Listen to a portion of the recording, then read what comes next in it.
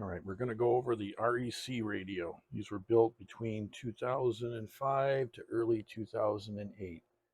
This particular one set up with an emulator per se that will power up the unit on the bench, and we'll go over the features. So basically, it has AM/FM radio.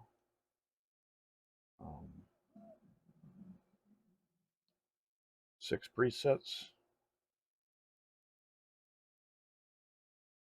Buttons are kind of nice when you're driving versus a touch screen. Other options it has is set the audio up first. It's got bass, mid, treble. Set this treble all the way up.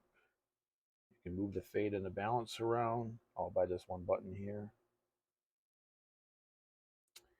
Next feature it has is CD. So it's got a 6 CD loader, 6 disc. Got 1 CD in here right now.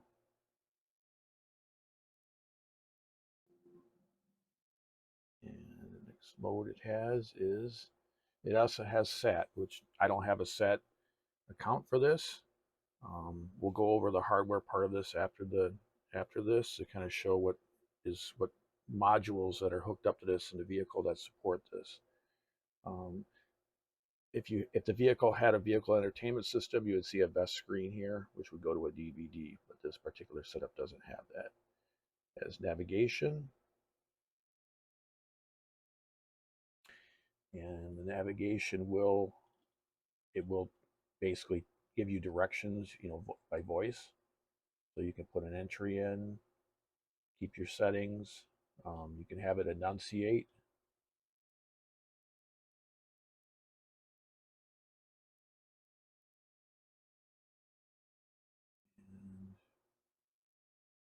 Cancel. Uses a joystick for everything.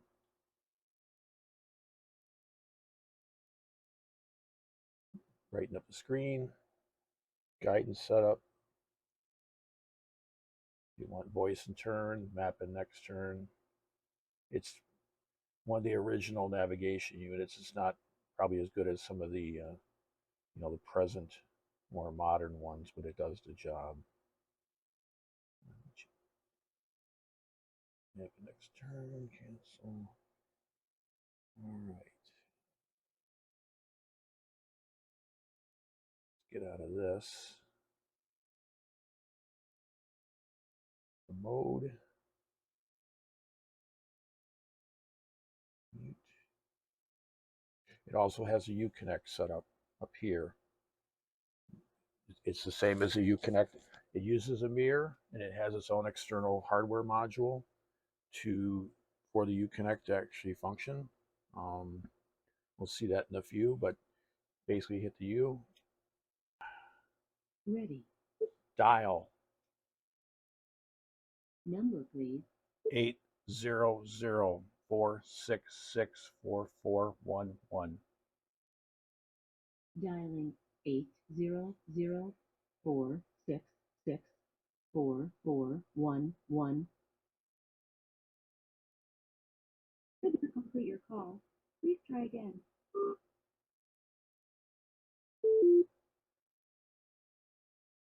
So basically the UConnect, that's how it works. You make phone calls, store numbers. Yes. It also, it will support a rear video camera. I don't have a rear video camera connected to it at the moment, but it will support a rear view camera.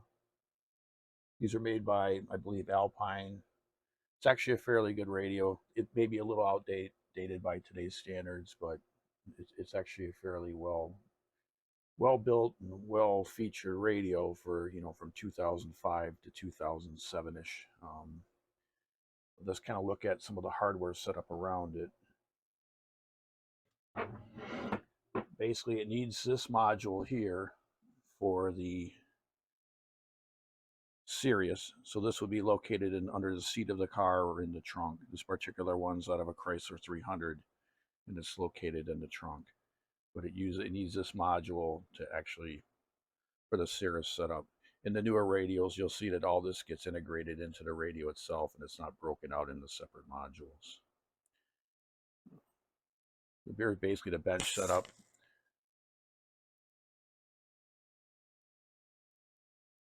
It's kind of a mess, but it does the job. So this would be the UConnect module, the external module, the Bluetooth module that Bluetooth connects to your phone. It's all hooked externally, so they're in separate modules.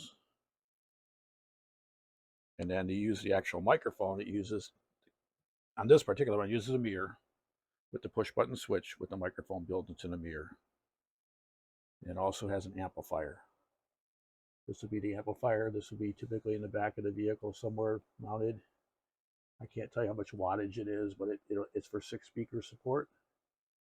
And it is digitally, when you're in amplifier mode, the audio outs are digitally connected to the amplifier. It's not analog from the amp to the radio, it's actually digital. So when you have an amp plugged in, it automatically switches to a digital mode. And without the amp, it will come out of the radio and analog and actually drive speakers.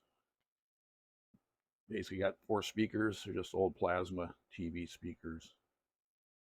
Kind of basically to get it work. This would be the navigation antenna that typically would be located under your dash, right below the plastic in the window area, below the dash, and it'll see through the plastic and the glass to get to the satellite for the navigation. That's a navigation antenna. And then around the back, you can see the wiring. So basically, it's set up here on the bench. This bench I can use to pretty much test this radio pretty thoroughly. At the moment, have a CAN emulator to get it working. In future videos, we'll see how that works out and actually make a standalone one that hooks up to a computer. So basically, that's kind of the REC radio. Again, they were used in Jeeps and Chryslers, and it's actually a pretty good radio. They replaced it with newer ones, or made by a different company that had the touch screen on them. Touchscreen's handy sometimes. Sometimes the buttons on the front, when you're driving, it's just easier to reach and touch than sometimes a touchscreen would be, but it's all personal preference. So, all right, so that's kind of the basic feature set of the REC radio, and kind of the general peripheral hardware, if you will, that is needed to make it function in your vehicle.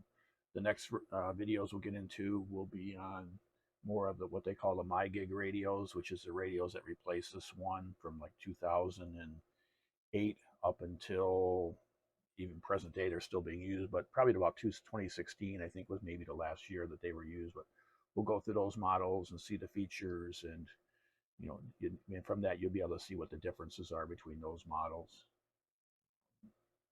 Those are the navigation's in a hard drive versus this one, the navigation's on a CD disk. So it has to pull up that disk to read, your maps. And if you need maps, you have to get new disks.